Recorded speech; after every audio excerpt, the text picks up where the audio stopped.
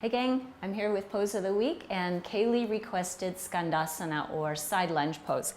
All right, so I am renaming this pose officially ankle range of motion pose, because really what this posture is asking you for, you might think of right away long adductors or maybe hamstrings, but in the bottom of this pose, you have to get your ankle into this shape. And what I've observed is that many students do not have full ankle dorsiflexion, which is what this is. So if you don't have full ankle dorsiflexion, we're going to have to solve that problem for you.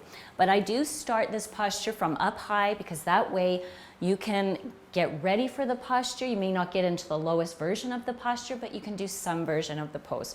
All right, so I often start from Prasarita Padottanasana with my great toes pointed to the long edge of the mat. My pinky edge is aligned with the short edge, more or less, depending on my foot shape.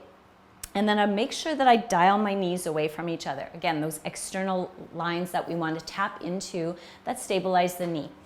All right, so from here we can bend forward at the hip, and we want the knees going out so we can kind of warm ourselves up in this pose, or we can go nice and deep into Prasarita Padottanasana. Again, I kind of like to get the hips a little juicier in this pose by just giving myself some wiggle room. And then when I actually take my final version of the pose, I might grasp my toes or my ankles, and we'll allow the hips to express as much hip flexion as we have, but I want to keep dialing those knees out. So after I warm up a little bit with that posture, may take it into regular lunge or gecko. Kaylee, I'm giving you all of these options because I know I want you to be nicely warmed up for this posture. But then when it's time to go into the pose, here's what I suggest. So great toes pointed straight ahead, and we'll stay up fairly high. We're going to bend the knee.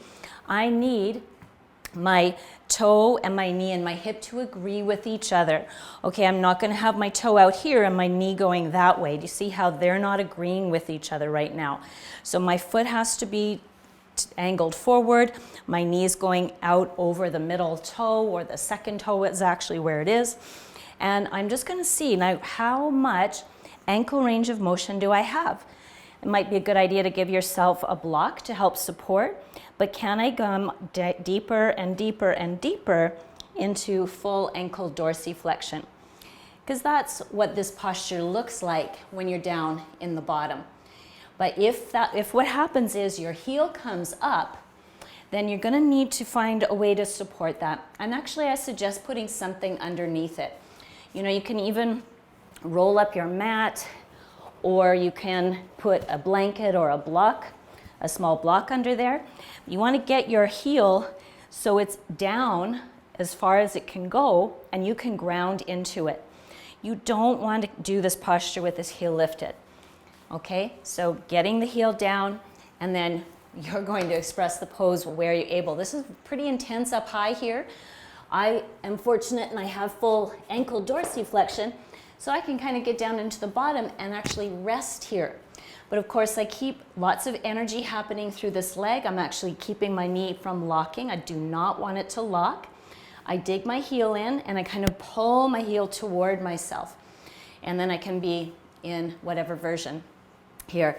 Or we might lean back, or we could even bind.